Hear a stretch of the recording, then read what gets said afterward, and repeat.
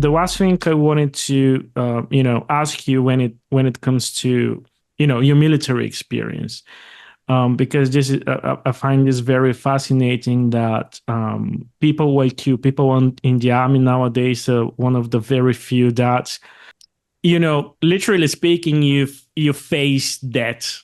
You've seen it. Mhm. You probably experience that moment when you were like, okay, this is the end and it ends now and all of that. Yeah. And I'm sure, did you, so what I want to ask is, did you have that moment and what was going through your head and how this moment reflected on who you are as a person right now? Uh, it's weird. So combat's it's strange. Yeah. Like sometimes you're good, sometimes you freeze up. Hmm. When I got wounded in combat and my best friend got hurt, who's actually staying with me right now. So Oh, wow. Wow. so yeah, we've been friends for over 20 years, very best friends, and like anytime he's in town, I'll drop whatever I'm doing just to be with him. Hmm. Um, but yeah, so when he got hurt and I was hurt, didn't really know I was hurt. That's like when I just kind of froze up. I did my job really well for a minute or two, Yeah. or longer. I don't know. He was bleeding pretty profusely. Had been hit in the tricep and Hmm. was bleeding out, and so we had to put a pressure dressing, drug him in. Like again, you go see the movie Warfare, you see what Yeah. that's like, just dragging dead weight people everywhere, and propped him up and started doing first aid, and then ran out and was trying to get the medics, and this other rocket comes slamming in and it knocks me to the ground. And I think that's when I got afraid and I came back in, and I had another soldier who was with me. I was like, it's your turn to get blown up, because he didn't get blown up. I was like, it's your turn to get blown up. You go get the medics. I was like, I'm gonna stay here and Yeah. work on my buddy. And so that's what I did. And I think what ended up happening, especially when I was in Ramadi and everything, and I really began to like click, is Hmm. a lot of soldiers get to this place. And it's funny, it's been popularized by the show The Walking Dead, where they got their name. Hmm. And like years before that went on, like my best friend Kyle, Hmm. um, he was replacing me when I was set to go home. Hmm. And he was like, dude, you got blown up. Like, this is crazy. Like, how did you survive like everything, getting shot at, and all the attacks and whatnot? I just told him, I was like, look, man, I just kind of had to make my peace with death. I just woke up and assumed like today might be the day that I die. And you just kind of got to make your peace with death. I said, otherwise you're going to focus on the fear. And I Hmm. said, you're not going to be able to do your job. And I said, that's why, kind of froze up like during that time period. And if you're okay with just going, this is my time and it is what it is, then Wow. you're a lot more able to do that. And that was the last thing I told him. And then he got killed, and I still regret it. Wow. Um, Wow. yeah, he got killed a week later. So, um, it was, but that really was the case. Like and I've seen other vets post about it, and there's been a lot better posts than Mm. the way that I'm describing it. But they're just like, it's not that you want to die; you just get comfortable and just realize Mm. this is what it is. And if it's my Hmm. time, it's my time, and I'm gonna go. Hmm. And I just remember like, and maybe it's the hubris of youth too, but like I was 26 in Ramadi when I first got there, 27 by the time I left. And I'm mid 20s. I'm going through life and I'm leading my team. And I realize I have a very good responsibility to make them, you know, let them go home. But if I Hmm. don't make it, that's okay as long as they get home. Hmm. And I just kind of always had that in the background of my mind, and just kind of thought that, I'm invincible until the day that I'm not.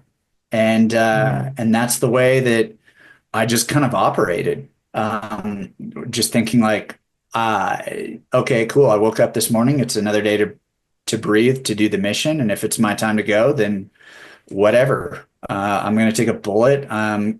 gonna get blown up, and that'll be that, and the end. And so I just, and it's weird when you get in that space because like coming home was bizarre. Like coming out of that space where you're just Yeah. like, I don't care. Like if I die, I die. You know, Yeah. it's like you're Ivan Drago and Rocky is like, if he dies, he dies. You know, like yeah.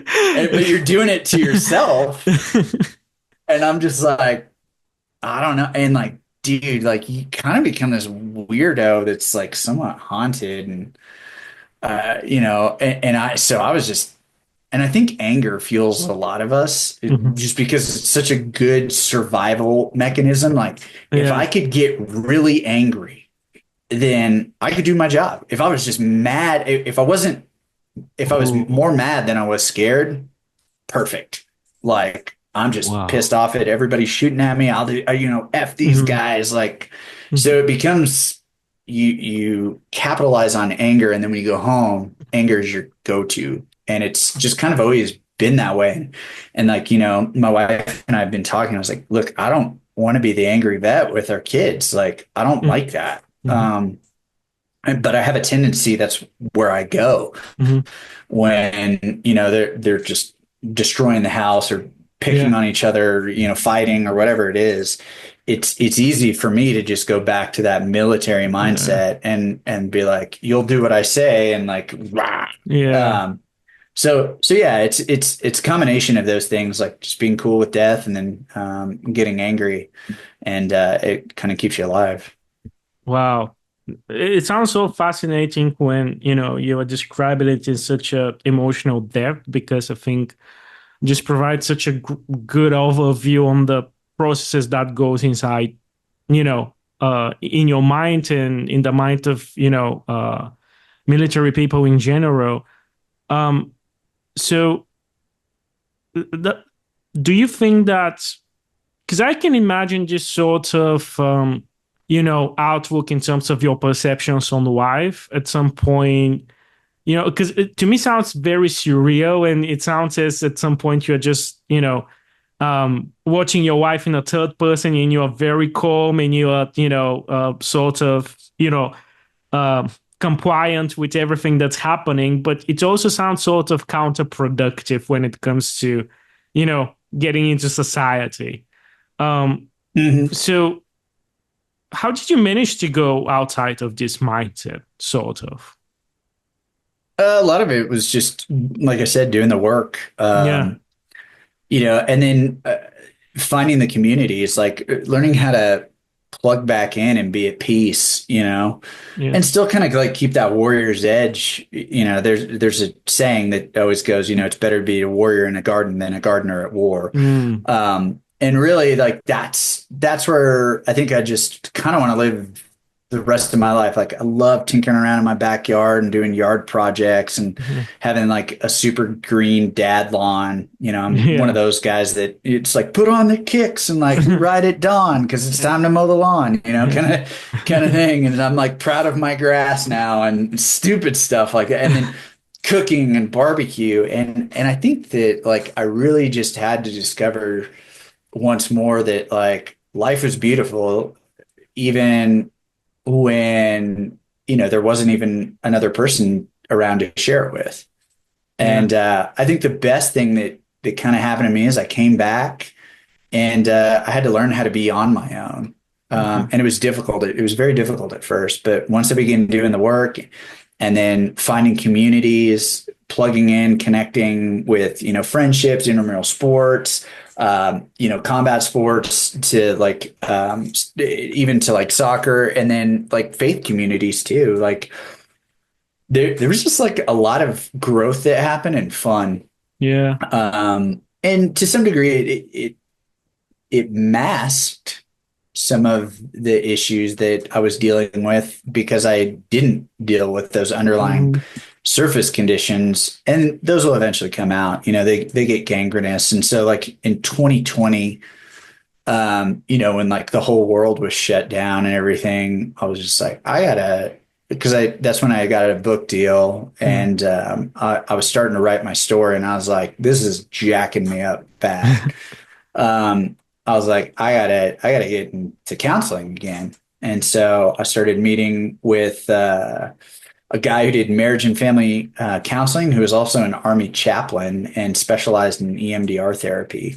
And we went through several months of that, and it was extremely helpful. So, and I just met yesterday and with my primary care provider, and they were just asking some questions. I was like, yeah, I've been thinking about doing counseling again, just because like Yeah. I was like, have you seen the movie Warfare? And they're like, yeah. I was like, yeah, I saw it. It was great. Loved it. Like, Got it it. was awesome. But I just kind of realized like there's some stuff there that I haven't dealt with. Like one of Mhm. my teammates went and saw it by himself and had like a panic attack in the parking lot just because of how realistic it was. And like, he Wow. was there.